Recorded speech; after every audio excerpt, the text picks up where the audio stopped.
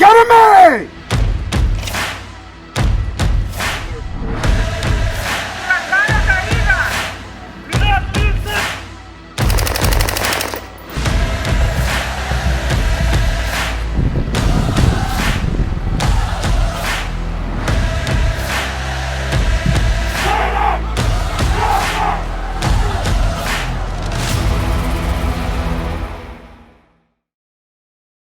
So hello again, everybody, and welcome back to What's Important Now, the podcast from the United States Border Patrol Academy, where we talk about things that are important to the men and women of the United States Border Patrol, their family, and those we serve. Here today with us, we have Chief Patrol Agent for the Big Bend Sector, Sean McGoffin. Chief, thanks for being here. Glad to be here. So, Chief, you are currently at the Big Bend Sector, but you're coming by way of many different places, but most recently you were up in Havre Sector as the Chief Patrol Agent. That is correct. I was also the Deputy Chief before that, and so I spent the last 5 years in Havre, Montana, in the very large sector along our northern border. So a lot of time spent up north, and that's the part of the United States Border Patrol that not many people think about. Most people, whenever they think about the job that we do, it's along the U.S.-Mexico border and all that entails. Certainly you can see on the news almost every single day something taking place, but not a lot of thought given to the U.S.-Canadian border. What kind of threat exists up there? Well, there's a lot of threats. Some things that we don't normally see a lot of times is, aircraft is obviously a potential to fly across our border. We look at that. We have that as always one of a potential problem, but there's other little problems too. It's very remote, very extreme distances between locations, and so it's very difficult to get access to land sometimes to be able to be right there on the border and look at those things.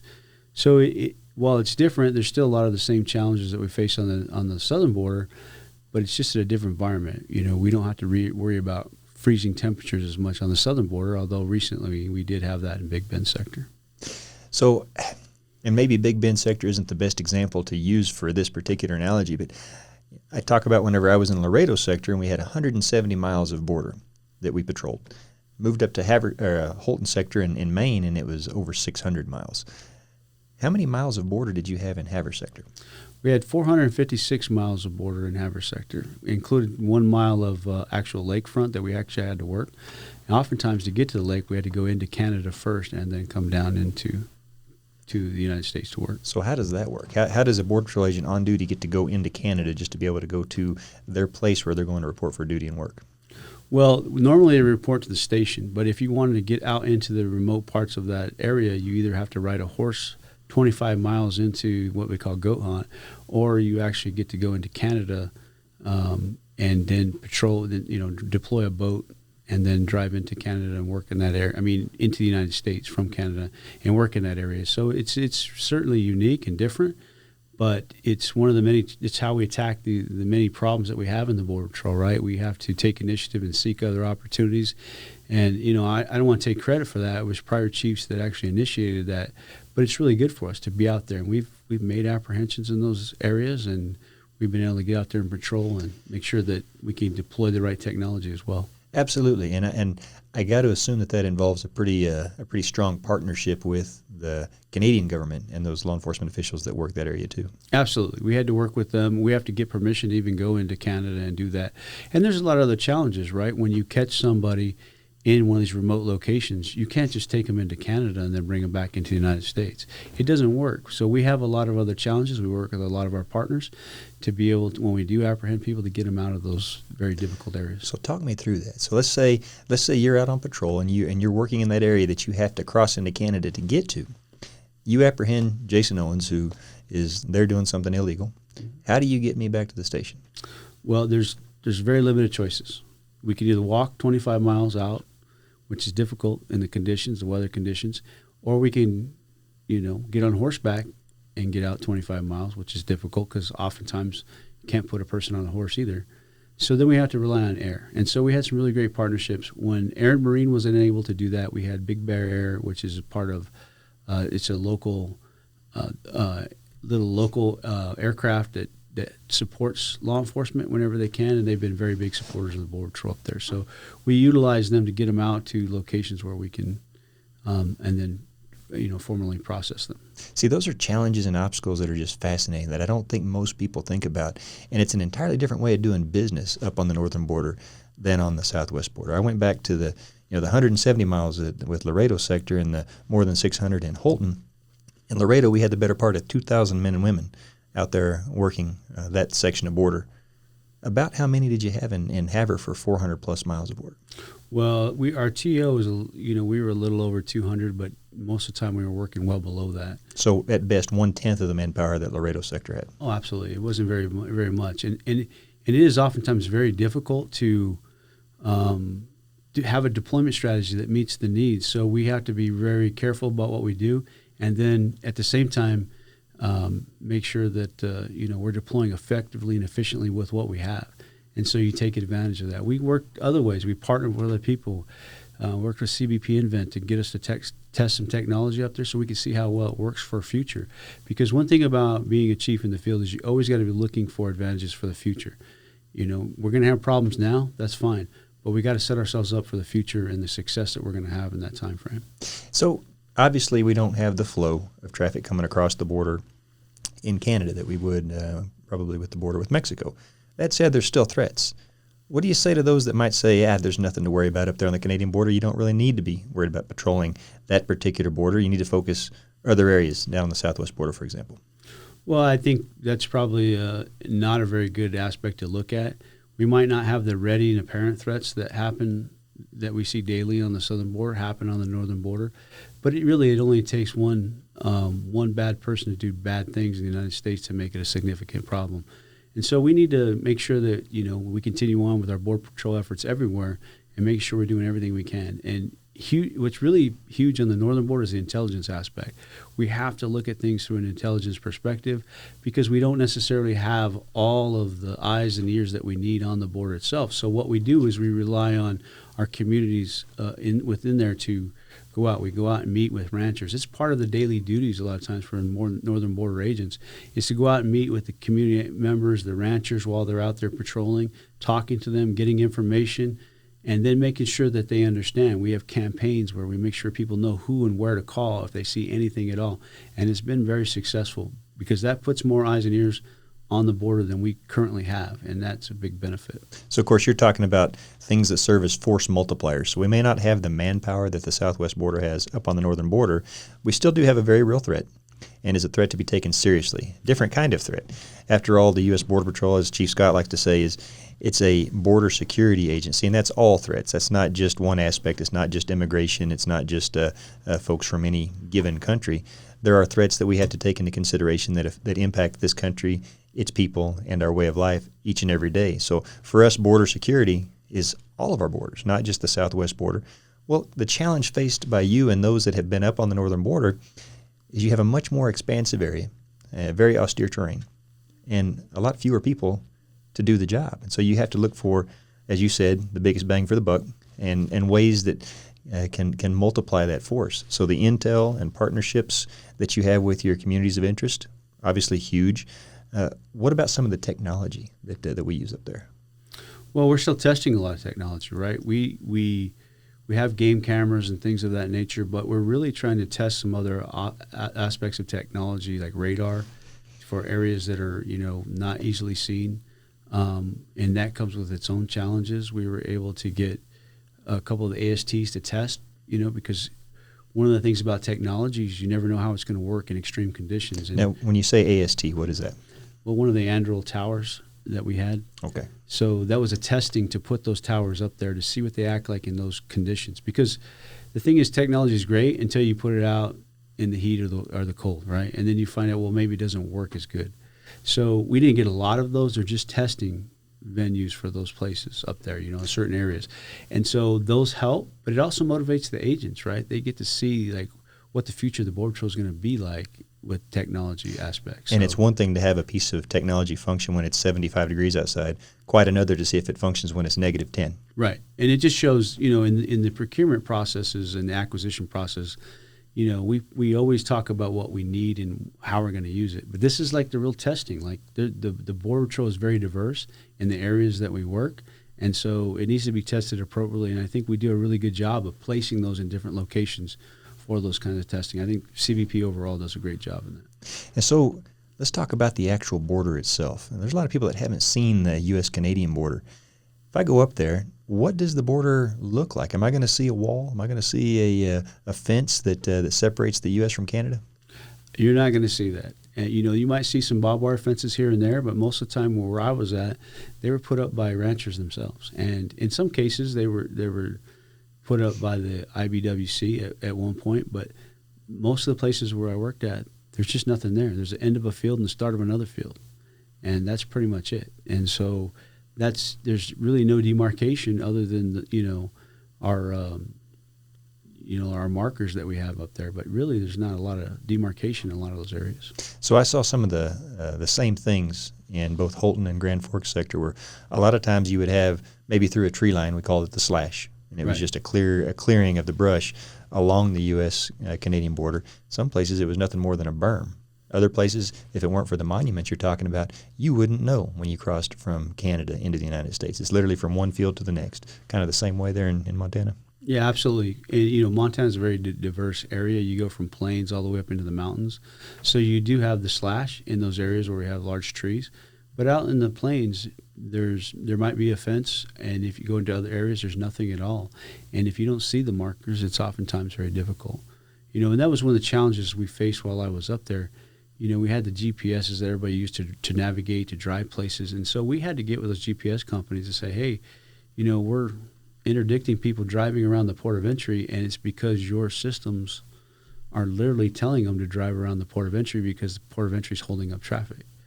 And so we were able to do that and make some of those changes so that these people weren't doing it inadvertently, because that was happening a lot as well. You just would never think about something like that even being an issue. Right, but there's no fence out there, so they just drive to the road, and GPS is telling me to drive down this road, so they do, and the next thing you know, we're interdicting them, and they don't know what they did wrong. That's amazing. So you had roughly 200 people, men and women up there on patrol. For somebody that wants to go to the northern border or that's interested in doing Border Patrol work on the northern border, what advice would you have for them? Number one, what does it take to get there? And then what's life going to be like? What's the work going to be like? Well, the work isn't always going to be as, like it is on the southern border. You're not going to be extremely busy every day, but people are counting on you. So we have the same expectation that you go out there and you patrol, you're watchful, you're looking at things, making sure that you're doing your job proficiently, because people are counting on you. And like I said, it takes one bad guy to give everybody one bad day. So I think the important part is really based around family too. You got to make sure that your families understand the environment that you're going into, and really concentrating on your families. I was talking to some of the trainees today, and that's a big piece of Border Patrol work. It doesn't change between the northern border and the southern border. Is concentrating on your family when you're not at work, because you get into these remote locations and you might not have all of the outlets to go to the movies sometimes, or go to a store that you need to. You find out you become a very good friend with Amazon and other ordering companies. So, and really it's about concentrating on the family when you're up in those remote locations. Where on the southern border in some areas, not in Big Bend, we have a lot of remote areas out there as well, but you can have that outlet to go and do shopping and get out and do some recreational activities. The great thing about Montana was that we had the recreational opportunities to go out and hunt, fish, get out into the wildlife and the outdoors. Beautiful country. It was just simply amazing, and I really enjoyed that aspect of being up there. But again, concentrating on family when I'm not at work, so that nobody feels neglected, and working towards having an experience together. Remember, when your family goes with you, they're having an experience too, and so Absolutely. You want that experience to be well for them as when they're doing that as well. That's great advice. Now, speaking of the trainees, so you're the senior mentor for Class 1166, so you were here today getting introduced to them, or them being introduced to you. What did you think of what you saw? Oh, I loved it. This is really great. I loved everything that I saw around the academy, other classes, as well as the one I was able to talk with. They had some very good questions. They're thinking about their future, and I think that's great. I think some of them were a little concerned about what the training is going to entail, but I told them to trust the process, because that process has got us all through some difficult times. We've all been in some rough scenarios, and we had to act. But as I told them today, all of us are confident about what we're going to face because we've been trained, because we trusted the process. And so I think that's an exceptional thing that's going on here at the Academy. I agree, and I think it kind of speaks to the level of training that they get and why it's important. In each and every case we've been talking about thus far, whether it be in Montana or in Big Bend sector, these are very remote, austere locations, and a lot of time it's safe to say they're out there working by themselves, and backup may be several minutes away from them. They may not know exactly where they are, and there's a good chance that when they do encounter somebody, they're probably going to be outnumbered. So the importance of the training really gets driven home when you think about the job that we're going to be asking them to do. Tell us a little bit about how the training has changed. Now, you were an instructor here at the Academy back in 2005-06? Yes, I was. How do you think this training has changed or evolved since that time? Well, I think the training now is much more structured, and there's much more, I think it's more purposeful, and you can see that.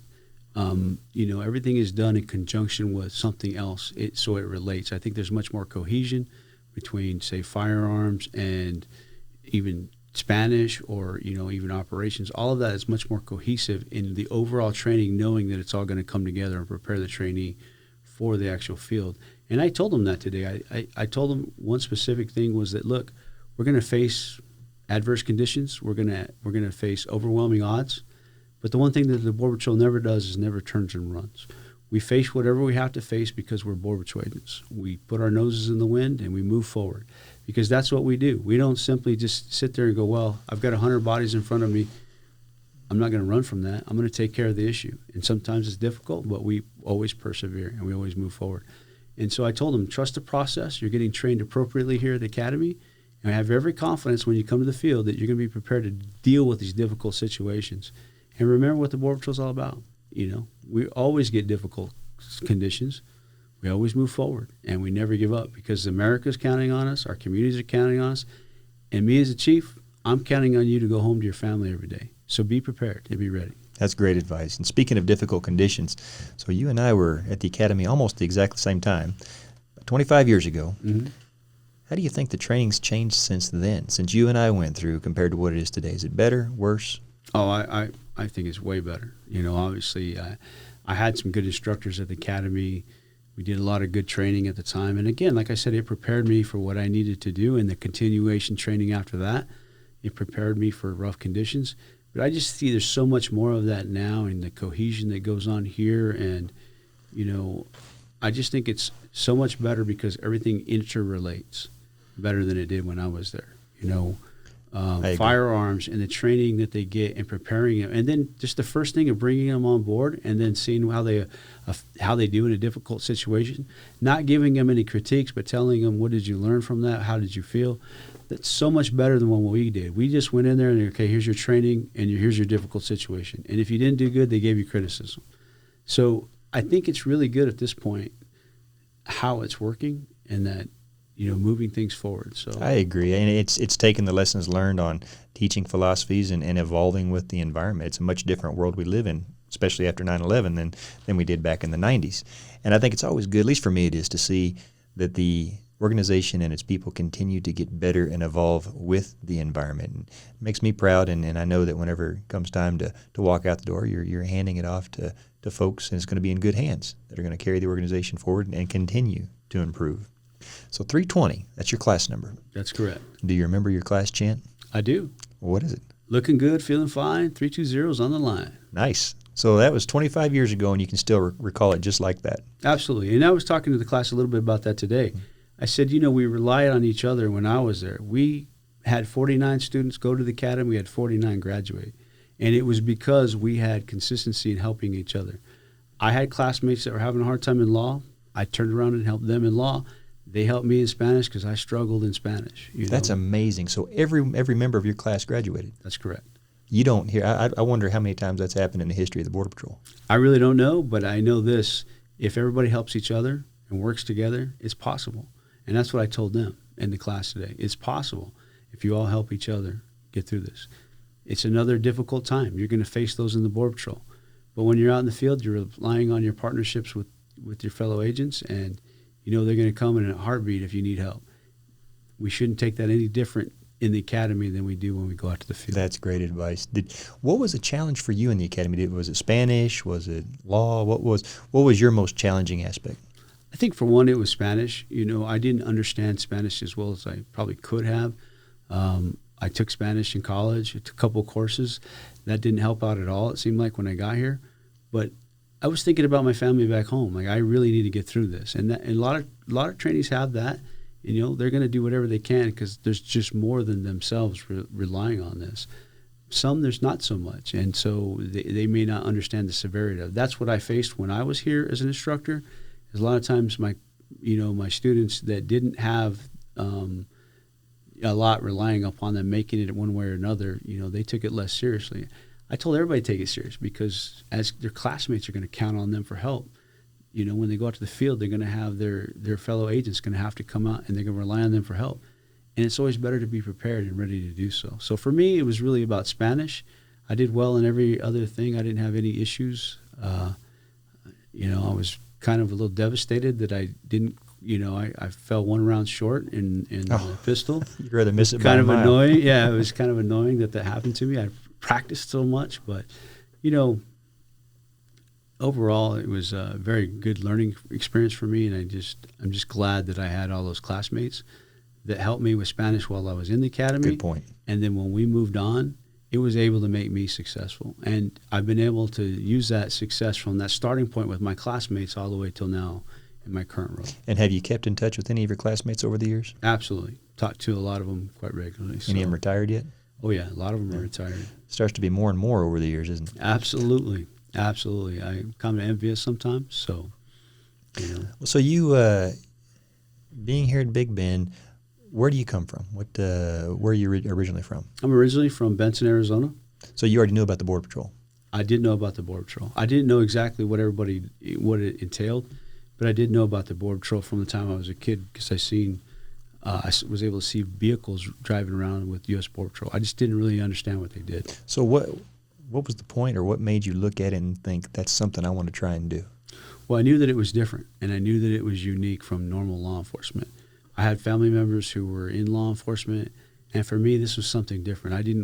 I wanted to try something different and work in an environment that was very unique. And so that kind of, when I was, I had previously served in the Marine Corps, and I got into something I thought was unique, and it really wasn't. I was in communications, and then I just found myself in an infantry unit, which was great. Great experience, great time. But this was something that was unique. There was no other law enforcement like the Border Patrol, and that uniqueness is what drew me to that. Did you know right from the get-go that this was going to be a career for you, or were you thinking, maybe I'll try this for a few years and do something else, or how did that evolve for you?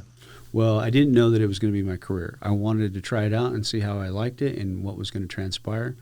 But, one of my classmates was a former cake decorator, and she came into the Border Patrol, and she did an outstanding job. She's still doing an outstanding job to this day. And she inspired my wife to join the Border Patrol. So my wife came into the Border Patrol, and when she did, I knew then that it was going to be a career endeavor for us both. And I was happy I did. It worked out great. So speaking of your wife, I was gonna get to that eventually, but you really did keep it in the family. So both you and your wife. Now your wife is now retired. That is correct. Lucky of the two of you, and so she spent a career in the United States Border Patrol in uniform as well. How did that work? So I got to assume that you both transferred together and probably weren't always working the same shift. Probably had different days off.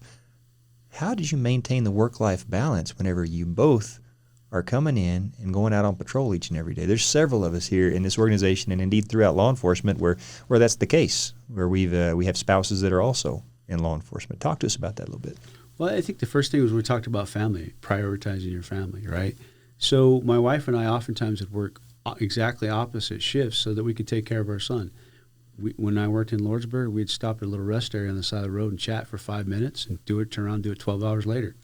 That's just how things were. We always tried to make sure that our days off were the same so that we could spend some quality time together and with our son. We were always there. We always made sure our son was a priority above anything else. And we did a lot of sacrificing of other things to make sure that he was taken care of. But that our family was unique, and it was important for us to make sure that we were always together, and it was always a priority. And it helps because it's not always easy, right? Raising children and when one's in law enforcement and one isn't, or both are in law enforcement, it's still difficult. But at the end of the day, it's really about making the family a priority in your life and what you do. And when you do that, you can overcome a lot. And so for us, we faced a lot of different challenges. We worked in a lot of different places. And sometimes we had some issues, it was often difficult. I remember a time when we were in Washington, D.C., both working there in the Capitol, and my son calls me and says, Dad, I forgot my key, and, he couldn't get in the door, and it was, I think at the time it was like 3 degrees, and you start freaking out like, oh, how did we mess this up? Would you go get the other key? Well, your wife tells you, I used the key the other day. So, you make adjustments, and the first thing we did was we just got out of there as quick as we could and got home to make sure he got into a warm place. So we talk about work-life balance a lot. A lot of people can say the words and define it. Very few of us that are actually good at practicing this concept that really means a lot. Yours is a case study in that. I don't see how you could make your situation work without understanding and prioritizing, as you said, the family aspect of work-life balance. I think people can look at what you've done over the years with you and your spouse and your kid, and see that it can be done. It is difficult, as you pointed out, but not impossible.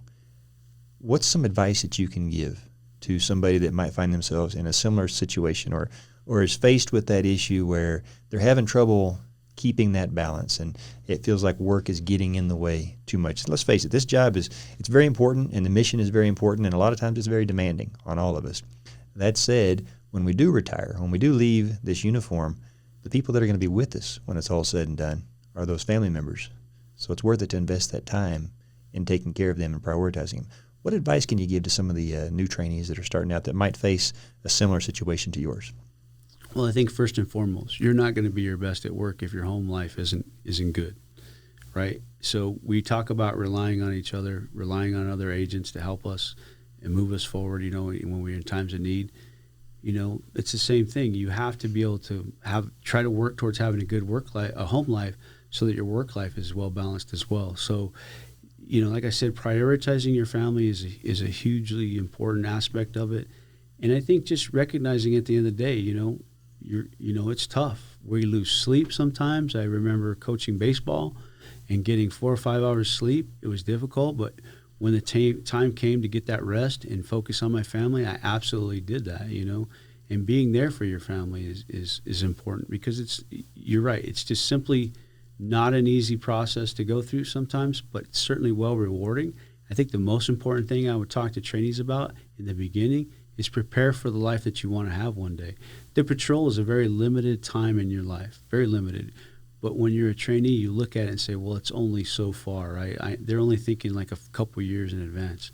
We need to start thinking about our retirements right off the bat and what that's going to allow us to do. Having a wife in the Border Patrol was extremely blessed from that, simply because we're able to have an excellent retirement and now spend time with our grandchildren and our son, and we planned that from the very beginning. We always knew it was going to be important for us not only to spend time together then, but prioritize for our future as well. Working towards a goal. Exactly. Always doing that and thinking about making good financial decisions based on those simple things of family coming first. And so it really worked out well. We were able to do a lot. Fortunately for me, being very frugal at times and doing stuff with the family, I was able to go back and get my education, get my bachelor's degree, go back and get my master's degree, and then, apply that learning into my job, but also into the activities that take place outside of work. And so it was very beneficial for me to have another opportunity to learn and then be able to pay for it on my own. That's such a great point about what the Border Patrol, but really what any career or job is in the big scheme of things in terms of our lives, compared to what our families are, our loved ones, and kind of keeping that in perspective. We do like to talk a lot, especially here at the Academy, about how important and special the U.S. Border Patrol is for all of us. I know it is for you. I know wearing that patch and wearing this uniform, it means a lot to you. Spent about half your life in that uniform. So it's always going to mean something special. But at the end of the day, it's towards a purpose. And I think that perspective is something that is very important for people to learn and learn from.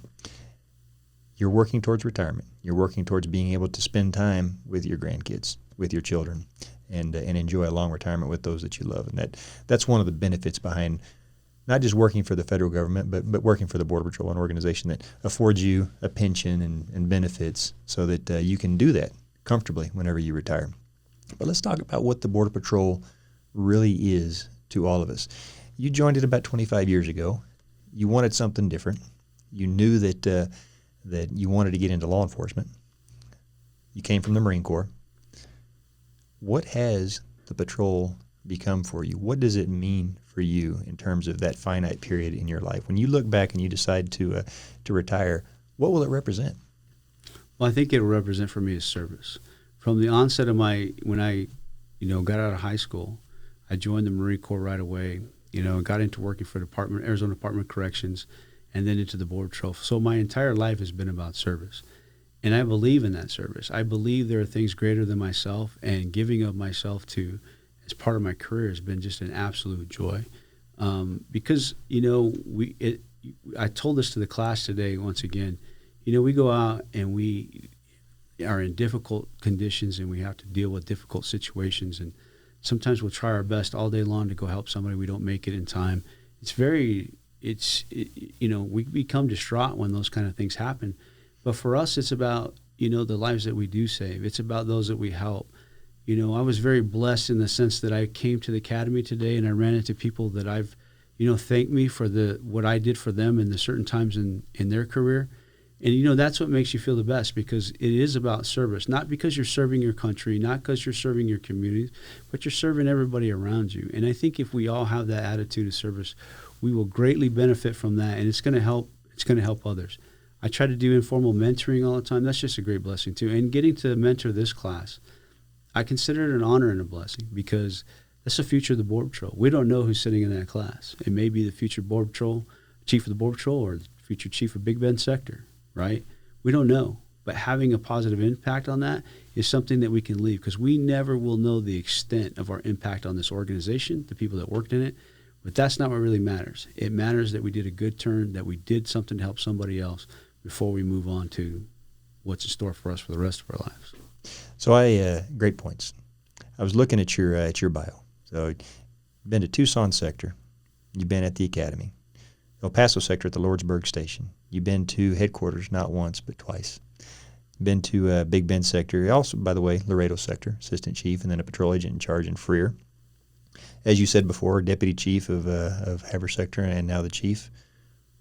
What was your favorite position? What did you most enjoy? What was the period of time and the thing that you did that you most enjoyed in the U.S. Border Patrol? Well, I think you're always going to enjoy those moments when you're just an agent and you got to go out and work and help. I don't think I can ever go back and say, man, I didn't enjoy that time as an agent, and just found it to be an outstanding part of my career. So I love Tucson. But, I got to work in some very unique places that required unique work. And I found that is the most enjoyable aspect of it, because you get different changes, different challenges that you have to face. But more importantly, I've got to experience the patrol. The only place I really haven't worked is coastal. And, I don't know if I'll ever get that chance, but I got to experience the patrol and the different aspects of the different challenges, the different climates you got to work in, the difficult problems that you got to associate with each given job. And it's so broad in scale, that I always hope, and I always talk to people, especially the trainees, because they always seem to want to just go home. Well, I started at home. I had a house 2 blocks from the station when I started. Oh, wow. And you know what? I never regret day one of leaving when I left to take my next position, because it was a new experience, a new challenge. And I've got to see things all over the nation, and I've got to help people all over the nation. So that is, for me, is the best. I love working in Lordsburg. Very remote location, but the work was great. I love being in Montana. Difficult situations, cold weather, all that. But it was a unique challenge with unique problems. And so every time you change, you face a new challenge and something new. And that's really invigorating for the job, right? Because every time I go, I just always feel like I have another opportunity to help other people. I hear that a lot. I ask that question a lot, and it almost without fail is the exact same answer. There's nothing like being able to grab a set of keys and just go out there and go on patrol and do the job that we signed up to do way back when. One of the unique things about this job is it doesn't matter what position you sit in, what rank you have on your collar, each and every one of us starts off at that exact same level as a trainee, probably a GS5. at the U.S. Border Patrol Academy. This is our home. This is our hub. This is where we all start and branch out to do whatever it is we're going to do. But almost everybody I've talked to, when you ask them that same question, it gets back to being that agent, going out on patrol, and doing that job that we were trained to do right from the beginning. Absolutely. And I think it's important that we always remember that, right? Because at the end of the day, I might be a chief, but I wouldn't be a chief if it wasn't for the agents on the ground. And that's the most important thing for me to remember, is that I represent them. Yeah, they represent me and the work that they do, but I represent them and making sure they get what they need to do their job effectively. And I'm always a big proponent of that. When I was in Havre sector, I'd always tell the employees, it's your sector, Don't feel like you don't ever belong, because you always belong in our sector. And I feel that same way about Big Bend as well.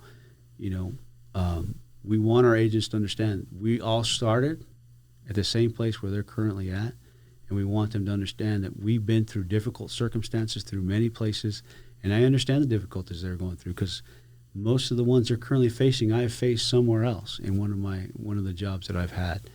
It was difficult and it was tough, but like I said, we never give up. We never turn away from danger. We never turn away from our responsibilities. We always face forward and move forward. And so remembering where we came from is a critical piece of who we are today. Absolutely.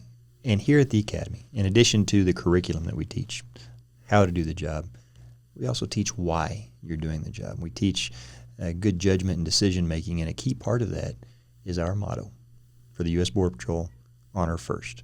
And one of the things right from day one that we instill on each and every training that comes through those gates outside is that's more than just a tagline. That's a guiding principle that's supposed to guide our actions both on and off duty. So it has to carry a special meaning, and it's something that we all give great thought to. And as chiefs, that's the case for us as well. Talk to us a little bit about what honor first represents for you, and when somebody says that to you, what are they telling you?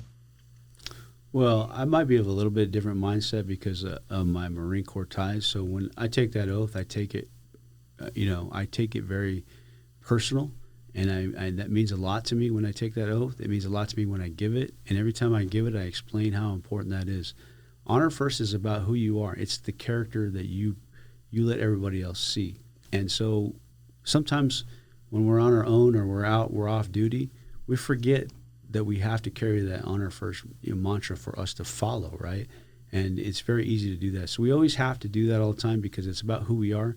It's our character. It's what we want others to see. Sometimes, it's about getting other folks to understand that, look, I don't do this or I don't do that. I don't engage it because it's this. And, it extends beyond that, because really, like, honor first is not just at work, it's at home, it's your family, it's who you are. When we have an expectation that you're going to do something, that it represents more than yourself. It's about the agency, it's about the organization, about the entirety of the patrol. You're representing other people, and you need to think about others, not just about yourself, right? I mean, there's so much to be proud of in wearing a uniform, and it's unfortunate sometimes people dishonor that.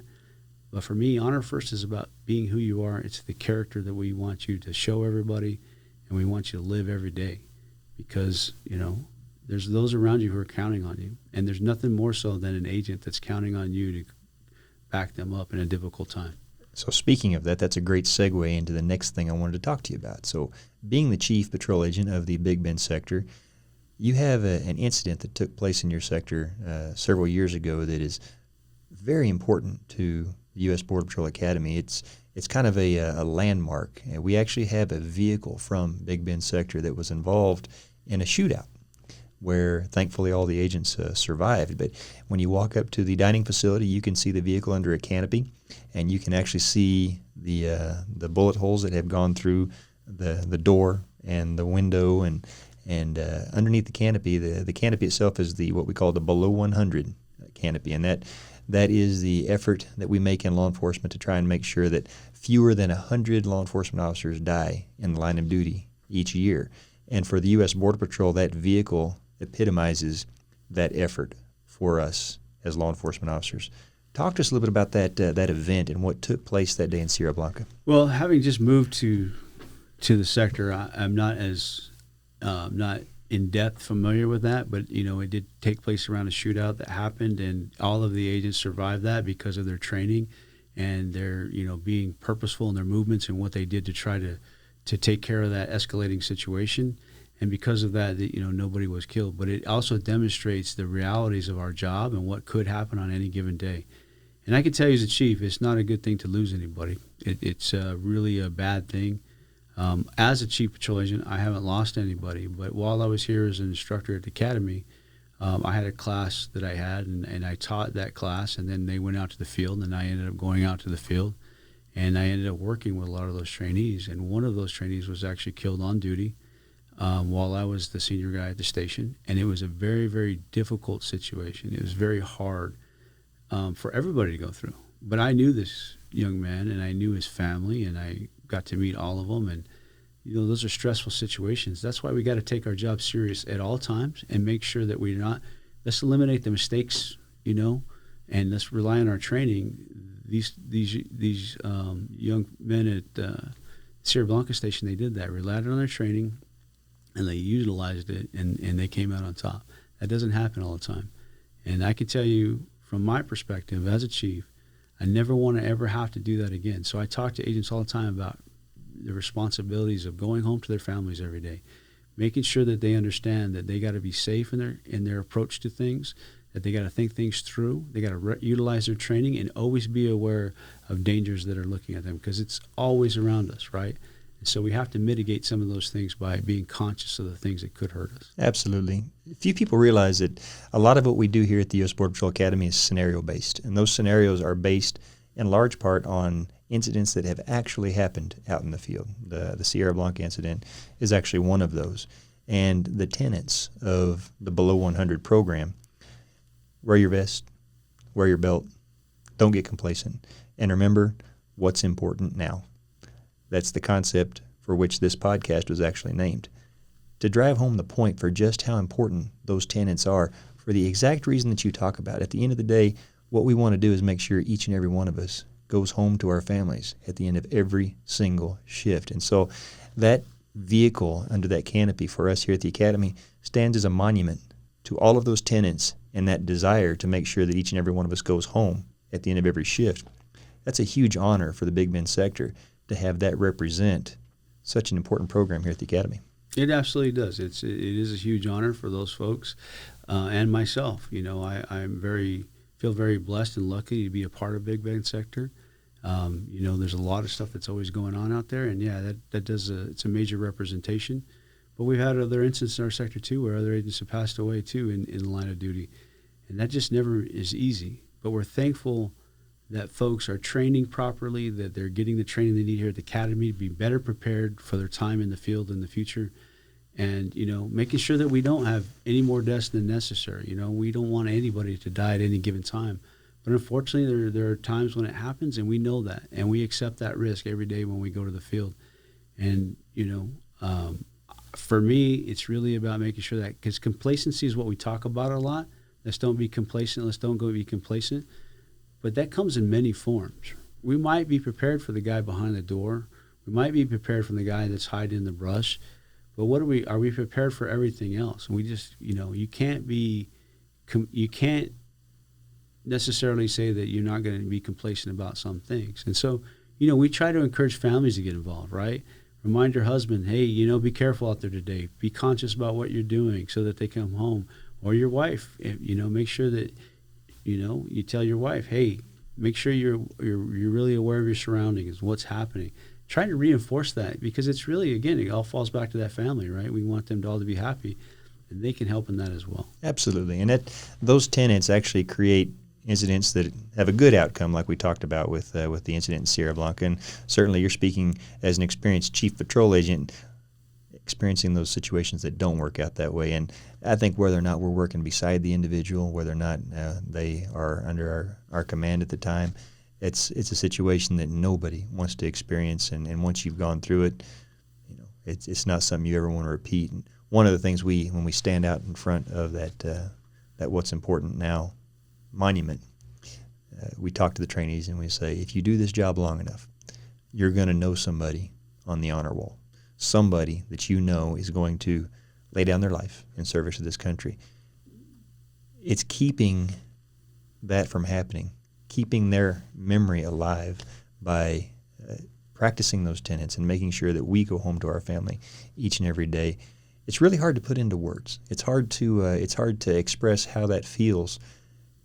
But that said, we don't want, if we can avoid it, we don't want people knowing what that's like. If we can get those tenets followed, the likelihood of something bad happening to our men and women out there decreases dramatically. Simple, wearing your seatbelt whenever when you're out on patrol, remembering to wear your vest, and just not being complacent, as you talked about.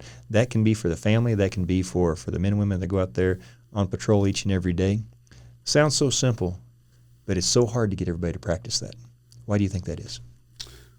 Well, I think everybody has an idea when they've been in the field for a while that they kind of understand how things work and what they don't work. Most of them have not experienced significant death like we've talked about. And so for them, it oftentimes isn't driven home until they get faced with the reality of something difficult, right? One of my first trainees that passed away shortly after the academy was one where he crashed on the way home. You know, it was a matter of just, I'm going to drive home like I normally do, not really paying attention, and then he had an accident. So it goes beyond just work. It's about getting to and from work. It's every day, everything. And we get to that point sometimes because I think that we feel like we have a very good understanding of our surroundings and what goes on. And what I have actually seen is you get used to, talking to 99% of the people you talk to are not going to be bad people. And so you get so used to that and you feel safe in that environment. It's that one person who takes you out of that safety, right? Puts you in a bad situation. And you always got to ask yourself, are you prepared for that? Are you going to be ready for that? You know what you just defined?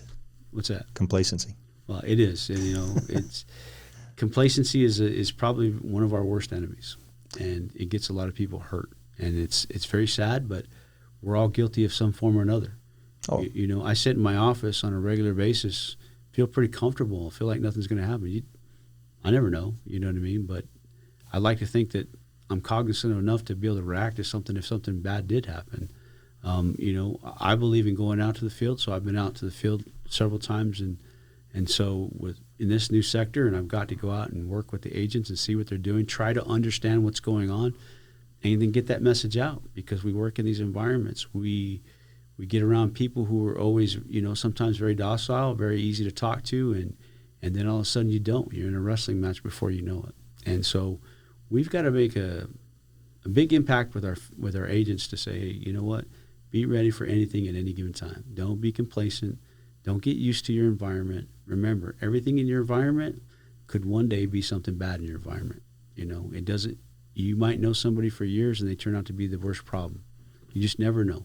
That's great advice, and couldn't come from a better place than the chief that's in charge of the very monument we have for the below 100 concept. And folks, if you want to look more into the below 100 concept, you can Google it. It's simply below and then the number 100, and learn about how it's a law enforcement-wide effort to reduce the number of on-duty deaths of law enforcement officers, and how we have not even been able to get that number below 100 since this program's inception. Each and every year, we lose at least 100 law enforcement officers in the line of duty, and many of those can be prevented by simply wearing our seatbelt. You'd be surprised how many of our brothers and sisters that we lose in car accidents, or remembering to wear your vest for that one time in your entire career that you may need it. Chief, any other words of advice that you'd like to give to the trainees or the men and women listening right now? I just want everybody to understand, and that I, as a person and as a chief patrol agent, care about all of our employees, care about the jobs that they do and how they get those jobs done, and most importantly, that they go home every day. Amen. There's nothing more important than that. Well said. Chief, thanks for joining us. Glad to be here. Ladies and gentlemen, that's going to do it for another episode of What's Important Now. Until we talk again, stay safe out there and honor first.